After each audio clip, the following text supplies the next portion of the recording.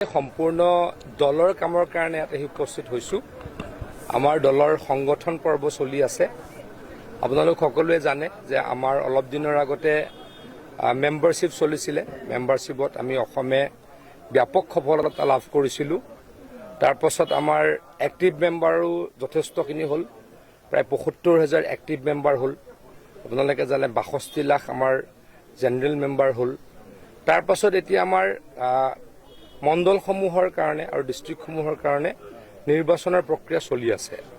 সন্মানীয় সভাপতি মহোদয় আৰু সন্মানীয় মুখ্যমন্ত্ৰী মহোদয়ে মোক বৰাক ভেলীৰ ৩খন জিলাৰ সংগঠন পৰ্বৰ দায়িত্ব দিছিলে।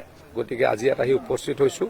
সকলোৰে লগত আলাপ আলোচনা কৰিলোঁ আৰু এতিয়া কৰিমগঞ্জলৈ যাম। কালি কাছাৰৰ সকলো ব্যক্তিৰ লগত বহিম আৰু কেনেকৈ আমি সমিলমিলেৰে আমাৰ মণ্ডল বা জিলা গঠন কৰিব পাৰোঁ তাৰ কাৰণে প্ৰচেষ্টা চলাম। মইতো ওৱান নেশ্যন ওৱান ইলেকশ্যনৰ সম্পূৰ্ণ সমৰ্থনত আছোঁ।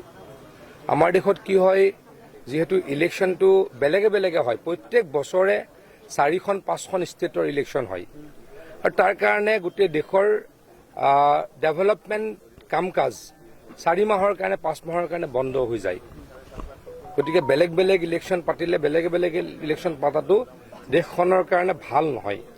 গতিকে নৰেন্দ্ৰ মোদী ডাঙৰীয়াই যি ওৱান নেশ্যন ওৱান ইলেকশ্যনৰ প্ৰক্ৰিয়া আনিছে তাক অত্যন্ত মই হৃদয়ৰ পৰা সমৰ্থন জনাইছোঁ আৰু সোনকালে হ'লে দেশৰ ভাল হ'ব বুলি মই অনুভৱ কৰিছোঁ।